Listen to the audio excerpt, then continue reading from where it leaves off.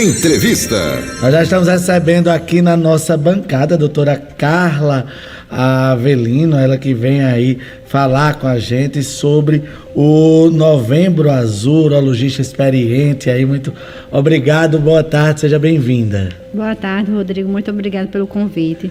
Doutora, estamos vivendo aí o Novembro Azul, que é justamente um momento aí de prevenção ao diagnóstico precoce do câncer de próstata.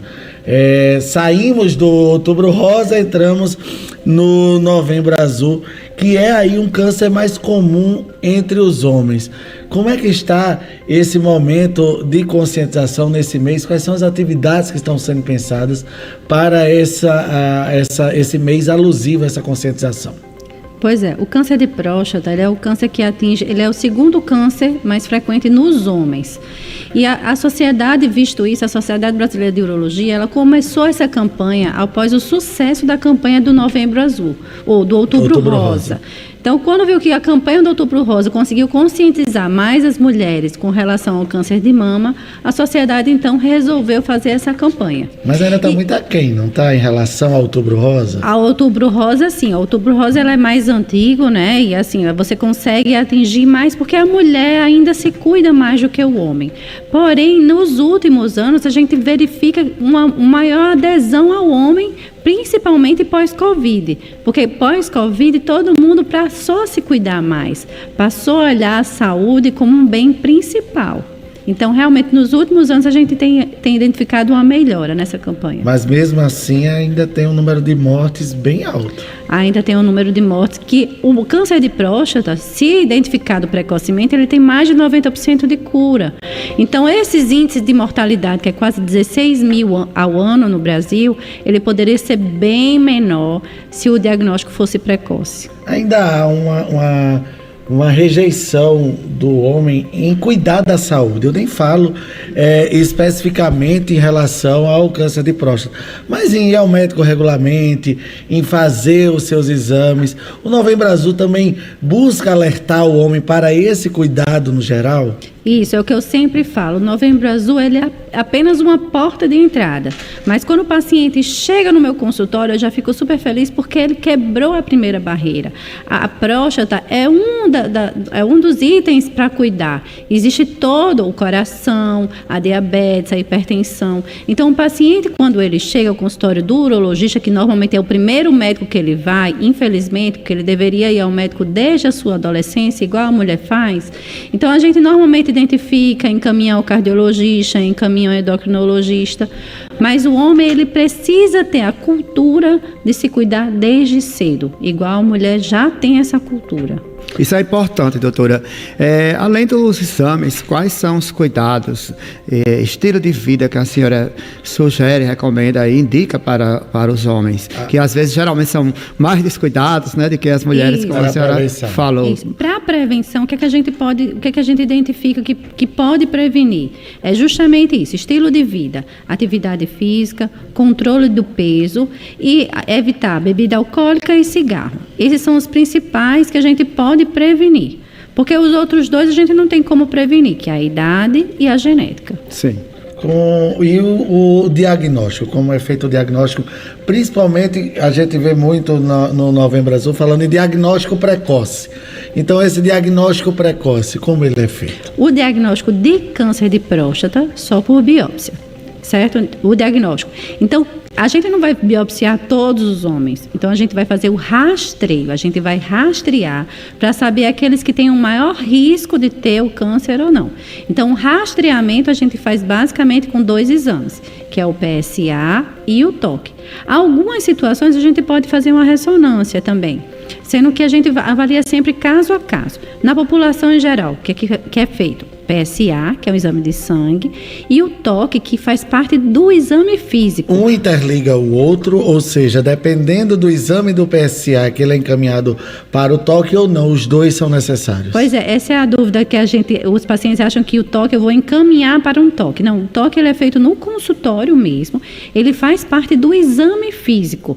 Então, independente do valor do PSA, a gente faz o toque em algumas situações, mas eles são complementares. Um não exclui o outro. Então, eu complemento o PSA e o toque. Por quê?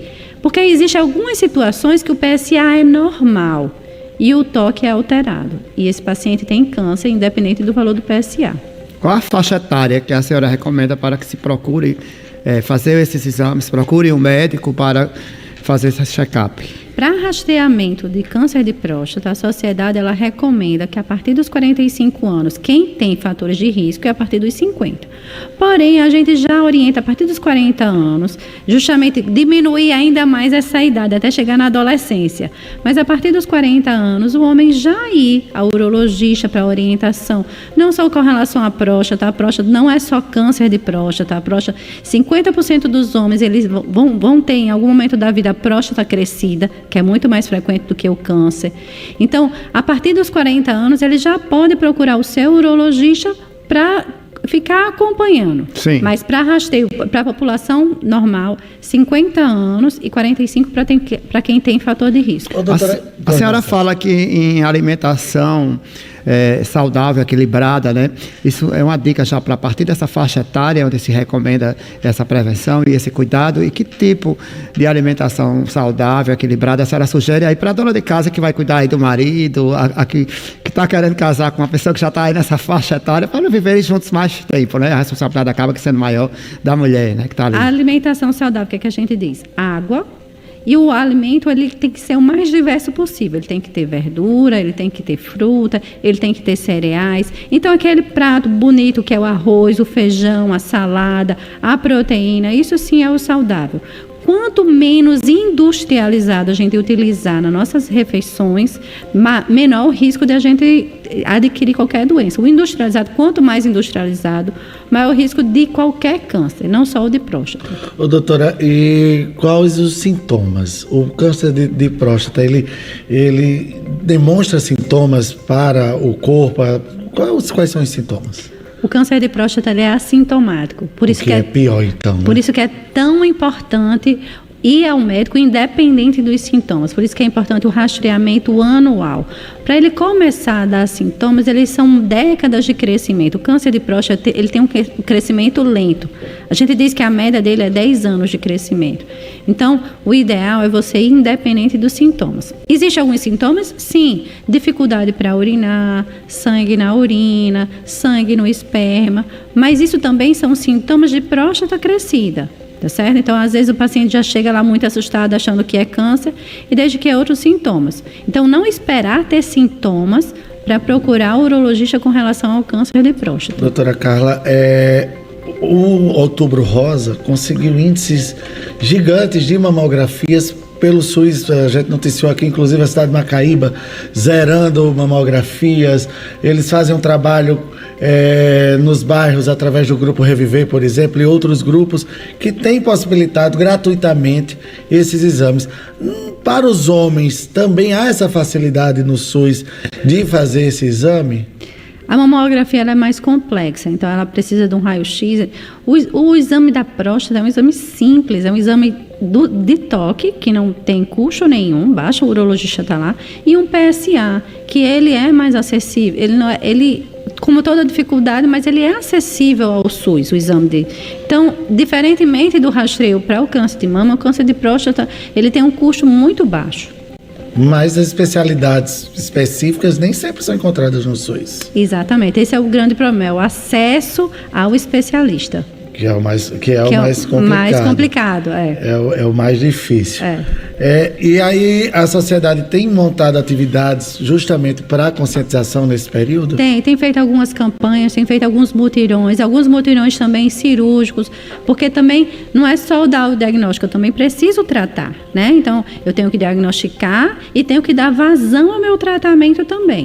Então, a Sociedade Brasileira de Urologia, ele tem aumentado as campanhas de diagnóstico, tem feito mutirões de diagnóstico e mutirões de tratamento também, cirúrgico. O exame de toque é meio temido pelos homens, não é, doutora? Ainda há esse preconceito de ir, o medo de fazer, de como é o exame? Ainda há o preconceito de tanto fazer. Tem paciente que vai à consulta médica e diz, não, doutora, esse ano eu não quero fazer, ou então quero esperar mais 2 anos. Mas assim, a gente sempre conversa, só o fato dele estar lá já acho super importante, porque a gente conversa sobre outros assuntos. A gente pode começar com outros exames, o PSA, e começar a convencê-lo de que o exame é necessário. E a maioria dos pacientes, eles realmente aceitam o toque sem problema nenhum. Quem tem caso genético na família, precisa antecipar esses exames? Quem tem um histórico, né, o pai ou irmão, ele tem o dobro de chance de ter câncer de próstata.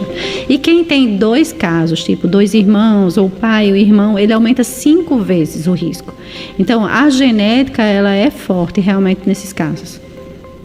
Olha aí, então, gente, não só no Novembro Azul, né, mas o Novembro Azul que está em alusão a essa campanha. Vamos ver se a gente consegue aí equiparar os homens às mulheres que hoje se cuidam tanto em relação ao câncer de mama, porque eu acho que o principal, doutor, é ele não ser assintomático, porque você não sente nada, então acha que está bem, que está com a saúde boa, e ainda que o homem é difícil de ir para o médico, viu? É aquela doença silenciosa, né? Às vezes chega e já não dá mais para fazer muita coisa, né, doutora? Muitas vezes quando vem já está num estadiamento, a gente consegue tratar. Mas as complicações que ele tanto teme, vai ser mais difícil não encontrar. Porque o que é que o homem teme? A impotência e a incontinência, que são as principais complicações pós-operatórias, radioterapia. Mas ele tem que saber que quanto mais precoce ele identifica, melhor é a cirurgia dele, melhor a radioterapia dele, menor os índices de complicações com relação tanto à impotência e incontinência. Pois e eu tenho assim, pessoas, amigos, também familiares que procuraram tempo e voltaram à vida normal, à vida sexual, a toda a vida normal após o tratamento. É importante essa colocação da senhora, porque existe esse tabu, né, esse medo. Exatamente. O medo principal é justamente do tratamento. Doutora Carla Avelino, eu queria agradecer muito a tua participação, pedir para que a senhora deixe aí suas redes sociais, fala aí onde é o seu consultório, deixa o contato para se alguém tiver aí mais alguma dúvida ou, claro, quiser lhe procurar profissionalmente, possa lhe encontrar. Eu que agradeço o convite. Eu queria convidar todos os homens a escrever a sua história, a tomar conta da sua vida e realmente procurar a saúde, que é o bem maior que a gente tem hoje em dia. As minhas redes sociais é dra.carla.avelino, tá certo? Lá a gente pode tirar dúvidas, informo também sobre outros assuntos dentro da urologia. E eu atendo atualmente no consultório na URUS, no Hospital Rio Grande. É isso aí, olha, gente, então vamos se cuidar, segue lá Carla Avelino, doutora.Carla Avelino, nas redes sociais. Se você tem mais alguma dúvida, vai lá e esclarece com ela. E assim a gente encerra o nosso Tudo ao Meio-Dia. Obrigado, doutora Carla, valeu,